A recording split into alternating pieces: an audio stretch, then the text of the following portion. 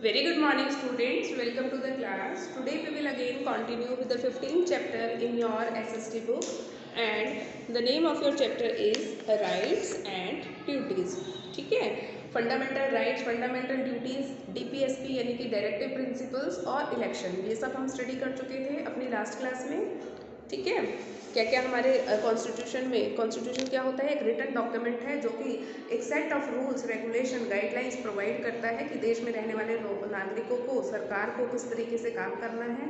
ठीक है, कौन कौन से नागरिकों के पास फंडामेंटल राइट्स हैं, क्या क्या उनकी फंडामेंटल ड्यूटीज़ हैं, ये सब डिफाइन करता है. ठीक है, डायरेक्टिव प्रिंसिपल क्या होते हैं, सरकार किस तरीके से कामकाज करेगी, उसके लिए क्या गाइडलाइंस है, वो सब चीज़ें एक्सप्लेन है, मेंशन है हमारे डायरेक्टिव प्रिंसिपल्स में. इलेक्शन किस तरीके से होते हैं, जो भी लोग 18 साल से ऊपर हैं वो वोट, उनके पास वोट डालने का अधिकार है. यूनिवर्सल एडल्ट फ्रेंचाइजिंग जिसको हम कहते हैं. ठीक है, अब हम पढ़ेंगे इलेक्शन कमीशन को. So open your SST book, page number 101. Election commission.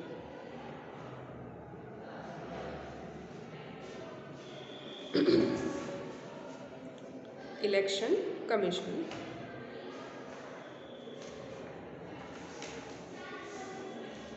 The Election Commission is responsible for conducting elections in India. देखो इलेक्शन कमीशन का क्या काम है, जिस तरीके से सरकार का, गवर्नमेंट का काम होता है देश में, देश के सरकार को चलाना, यानी कि देश के जो कामकाज है उनको चलाना. ठीक है, देश को गवर्न करना. जुडिशरी का क्या काम है, जुडिशरी का काम होता है देश में न्याय व्यवस्था बनाए रखना. ठीक है, लोगों को न्याय प्रदान करना, ये सब काम है किसका, आपकी जुडिशरी का. उसी तरीके से इलेक्शन कमीशन है हमारा. इलेक्शन कमीशन का काम क्या होता है, देश में इलेक्शन करवाना. ठीक है, कंडक्ट करवाता है इलेक्शन. अब हमने लास्ट क्लास में पढ़ा था ना कि हमारे देश में क्या होता है, हमारी कंट्री एक डेमोक्रेटिक कंट्री है और लोगों के पास अधिकार है कि वो अपने रिप्रेजेंटेटिव्स को, अपने लीडर्स को चुन सकते हैं. कैसे चुनते हैं, वोट डालकर, इसका मतलब इलेक्शन के थ्रू. तो ये जो इलेक्शन होते हैं इनको कौन कंडक्ट कराता है, इलेक्शन कमीशन कंडक्ट कराता है. ठीक है, it plans and fixes dates.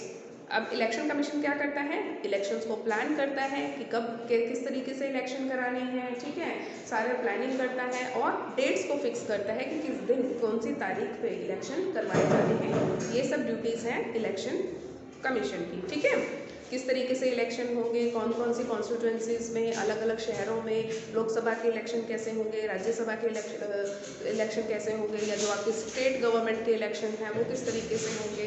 ठीक है, ये सब डिसाइड करता है, प्लान करता है, डेट फिक्स करेगा आपका election commission. The voters vote with voters ID card on polling booth. अब देखो, जिस दिन वोट डाली जाती है उस दिन जो वोटर्स होते हैं, देखो वोटर्स कौन होते हैं, जो भी 18 साल से ऊपर है, जिनके पास वोट डालने का अधिकार है, उनको हम वोटर्स कहेंगे. ठीक है, जो वोट डाल के आएगा, अपने जो है लीडर को चूज़ करेगा, तो वो क्या करता है, जिस भी दिन पोलिंग का मतलब होता है जिस दिन वोट डाली जाती है उस दिन को हम बोलते हैं पोलिंग डे. ठीक है, जिस दिन वोट डाली जाती हैं उस दिन को हम बोलते हैं, इलेक्शन डे को हम बोलते हैं पोलिंग डे, जिस दिन लोग अपनी जो है वोट को डालते हैं, कास्ट करते हैं. तो जो वोटर होगा वो किस बूथ पे, बूथ क्या होता है, जिस जगह पे वोट डाली जाती है, कोई स्कूल हो सकता है, कोई सरकारी जो है ऑफिस हो सकता है जहाँ पे जो है इलेक्शन कमीशन कंडक्ट करा रहा होता है इलेक्शंस को. तो उस पोलिंग बूथ पे वो जाएगा किसके साथ, अपने वोटर ID कार्ड के साथ, जो कि सरकार ने उसको इशू किया है. ठीक है, वोटर ID कार्ड क्या होता है, वोटर ID कार्ड सरकार इशू करती है कि आप 18 साल से ऊपर हैं और आपके पास वोट डालने का अधिकार है. ठीक है, उस ID कार्ड के साथ वोटर जो है अपनी वोट को कास्ट करने के लिए जो है पोलिंग बूथ पे जाएगा. Voting is done by secret ballot, which means that no one else can know who a person has voted for. The booths use an देखो बैलेट पेपर तो पहले होता था, अभी तो इलेक्ट्रॉनिक जो है EVM के थ्रू जो है वोटिंग की जाती है, इलेक्ट्रॉनिक वोटिंग मशीन्स के थ्रू वोटिंग की जाती है. पहले बैलेट पेपर पे वोटिंग होती थी सीक्रेटली, यानी कि किसी को पता नहीं चलता कि जो वोटर है उसने किसको वोट दिया है. ठीक, उसे पता नहीं होता है कि किसको वोट दिया गया है. क्लियर. कोई किसी भी पर्सन को नहीं पता होता कि इस पर्सन ने किसको वोट दिया है, दूसरे पर्सन ने किसको वोट दिया है, कोई पर्सन आपस में ये सब चीज़ें नहीं जान सकता, बहुत ही सीक्रेटली जो है वोटिंग की जाती है, ठीक है। The booth use an electronic voting machine wherein people cast their votes by just pressing a button. अभी क्या होता है, बूथ पे, पोलिंग बूथ पे जो है इलेक्ट्रॉनिक वोटिंग मशीन का इस्तेमाल किया जाता है। इलेक्ट्रॉनिक वोटिंग मशीन देखो इस तरीके की होती है,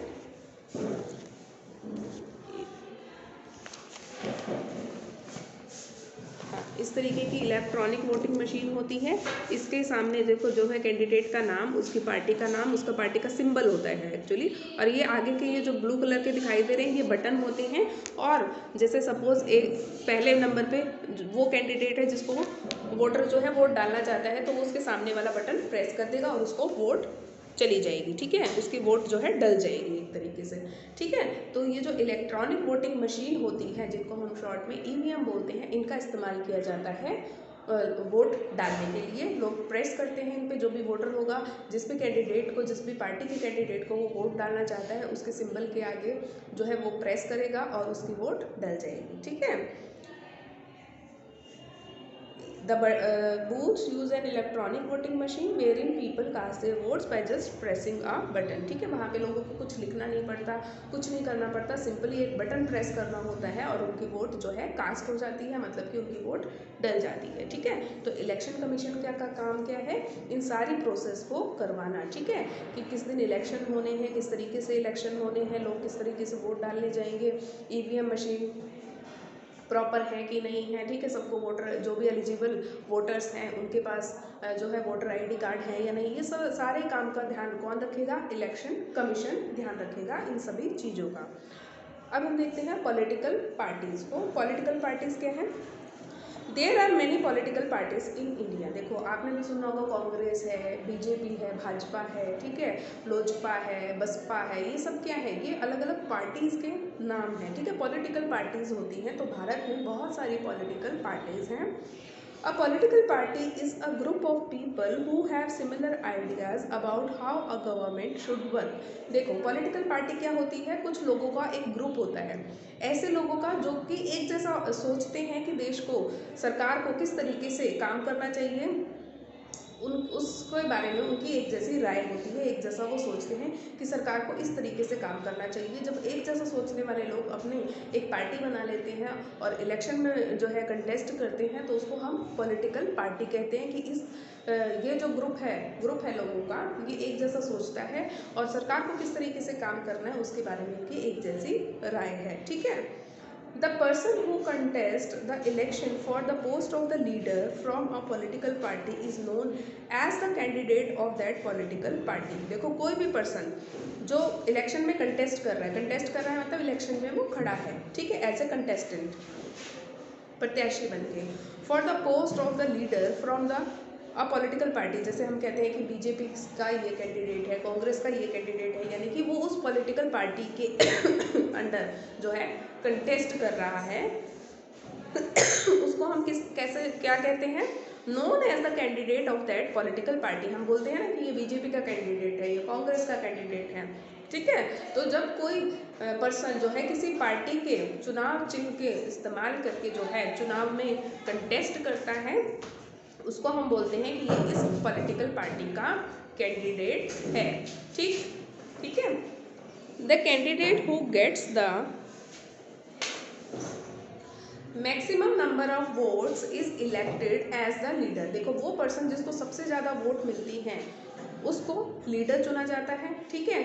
जिस भी पर्सन को, बहुत सारे कैंडिडेट्स खड़े होंगे, कंटेस्ट कर रहे होंगे इलेक्शन में, तो जिस भी पर्सन को लोग सबसे ज़्यादा वोट देंगे, देखो जब आप वोट कास्ट करके आओगे, जब आप 18 साल के हो जाते हैं, जितने भी लोग 18 साल के वो वोट डाल के आते हैं, उसके बाद उन वोट की काउंटिंग होती है और देखा जाता है कि किस पर्सन को, किस कैंडिडेट को सबसे ज़्यादा वोट मिले हैं, और जिस पर्सन को, जिस कैंडिडेट को सबसे ज़्यादा वोट मिले होते हैं उसको विनर यानी कि उसको इलेक्टेड डिक्लेयर किया जाता है कि ये इलेक्ट हो गया है, ये जीत गया है, यानी कि अब ये अगला लीडर बनेगा।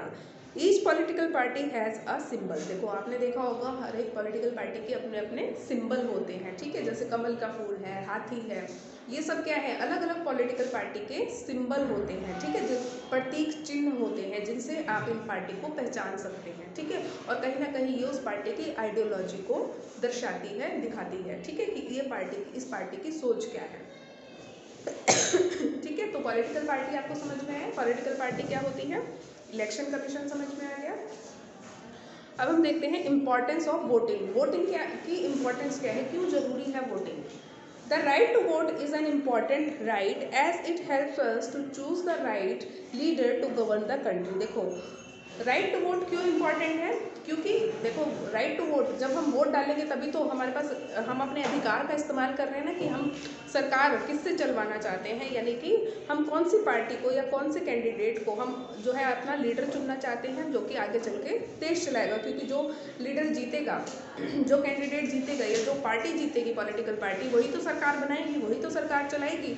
तो हम डिसाइड करेंगे कि हम एज अ वोटर, ठीक है, डिसाइड करते हैं कि कौन सी पॉलिटिकल पार्टी को हम चाहते हैं कि वो देश चलाए या हमारा राज्य चलाए, ठीक है, या लोकल है एरिया का जो है हेड बने, ठीक है, अगर लोकल इलेक्शन है तो इस इन सब चीज़ों के बेसिस पे हम इलेक्शन के बेसिस पे हम डिसाइड करते हैं, वोट करके हम डिसाइड करते हैं कि हम किस पर्सन को अपना लीडर चुनना चाहते हैं। इसलिए वोटिंग करना एक डेमोक्रेटिक कंट्री में बहुत ज़रूरी है।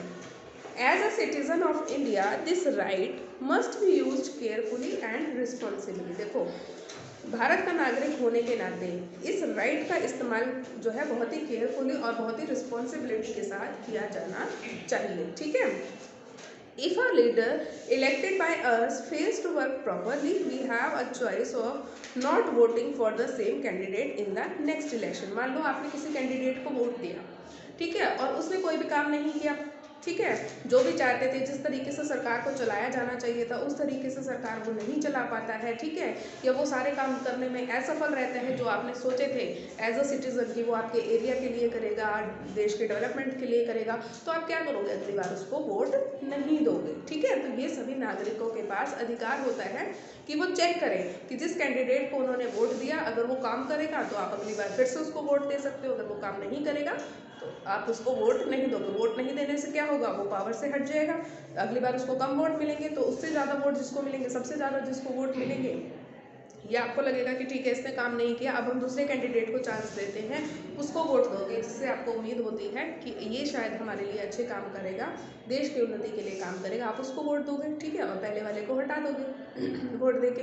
तो इंडिया जैसे देश में जो है वोटिंग बहुत ही इंपॉर्टेंट रोल प्ले करती है, क्योंकि इंडिया एक डेमोक्रेटिक कंट्री है, हमारे पास अधिकार है अपने लीडर्स को चुनने का, ठीक है, अपनी सरकार को चुनने का। तो जो लोग काम करेंगे हम उनको सरकार में चूज़ करेंगे, वोट डालकर चूज़ करेंगे, जो काम नहीं करेंगे हम उनको चूज़ नहीं करेंगे या अगली बार हम उनको हटा देंगे, ठीक है, उनको वोट ना करके उनको पावर से हटा देंगे, ठीक है। तो ये चैप्टर आपका यहाँ पे कंप्लीट होता है, ठीक है, और आपका SST का सिलेबस भी कंप्लीट है यहाँ पे, क्लियर। तो ये चैप्टर आप पूरा पढ़ के आएंगे, ठीक है।